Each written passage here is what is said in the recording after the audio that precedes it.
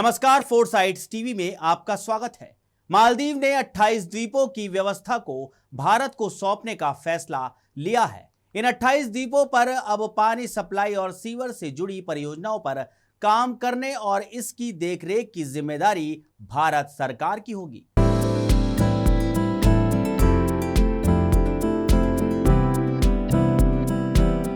मालदीव के राष्ट्रपति मोहम्मद मोइज़ू ने खुद इसका ऐलान किया है। उन्होंने सोशल मीडिया पर एक पोस्ट किया है। उन्होंने लिखा, मालदीव के 28 द्वीपों में पानी और नाले से जुड़ी परियोजनाओं को आधिकारिक तौर पर सौंपे जाने के मौके पर डॉक्टर एस जयशंकर से मिलकर खुशी हुई। हमेशा मालदीव की मदद करने के लिए मैं भारत सरकार और खास तौर पर प्रधानमंत्री नरेंद्र मोदी का धन्यवाद करता हूं। मालदीव में लगभग 1190 द्वीप हैं, जिनमें से 200 द्वीपों पर ही आबादी है। 150 द्वीप ऐसे हैं जिन्हें पर्यटन के लिए विकसित किया गया है। अब स्थिति ये होने वाली है कि 200 में से 28 द्वीपों की व्यवस्था भारत के हाथ में आ जाएगी। पीएम मोदी की लक्षद्वीप यात्रा और मालदीव और भारत के संबंधों में आए तनाव के बाद दोनों देशों में हुआ ये नया समझौता भारत विरोधियों को चुभ सकता है। लेकिन ऐसे वक्त में जब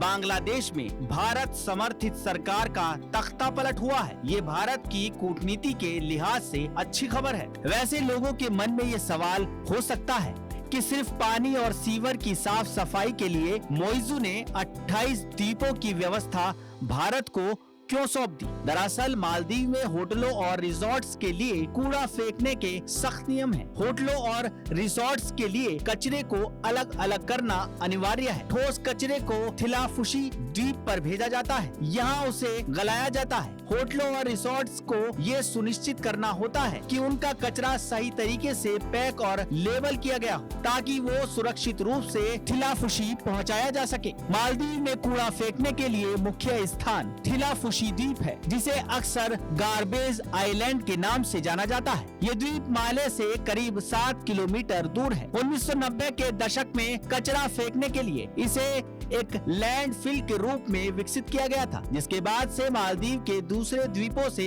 कचरा इकट्ठा करके थिलाफुशी में फेंका जाता है। कूड़े के निस्तारण के लिए भारत मालदीव को टेक्नोलॉजी और वित्तीय मदद देता है। मालदीव हिंद महासागर क्षेत्र में भारत का एक प्रमुख भागीदार है। ये भारत के पड़ोसी प्रथम नीति के केंद्र में रहा है। मालदीव भारत के सबसे बड़े व्यापारिक साझेदारों में से एक है। मालदीव का पर्यटन भारत के सहारे ही चलता है। विदेश मंत्री एस जयशंकर 3 दिनों की मालदीव यात्रा पर चीन की पैनी नजर थी। चीन के सरकारी अखबार ने लिखा है, चीनी विशेषज्ञों ने कहा है कि चीन मालदीव के साथ बहुत खास संबंध या सहयोग की इच्छा नहीं रखता है, जबकि भारत इस इलाके में अपने प्रभुत्व के लिए चीन को एक डर के तौर पर पेश करता है। वैसे चीन के सरकारी अखबार का एस जयशंकर की यात्रा पर नजर रखना ये प्रदर्शित करता है चीन छटपटा तो रहा है, लेकिन वो भारत और मालदीव के रिश्ते खराब करने में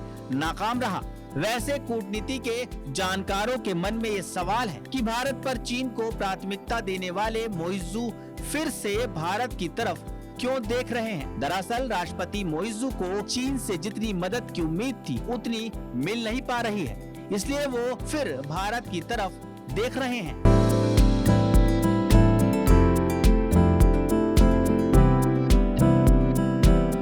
खबरों में रहना है अपडेट तो देखते रहिए फोरसाइट्स टीवी।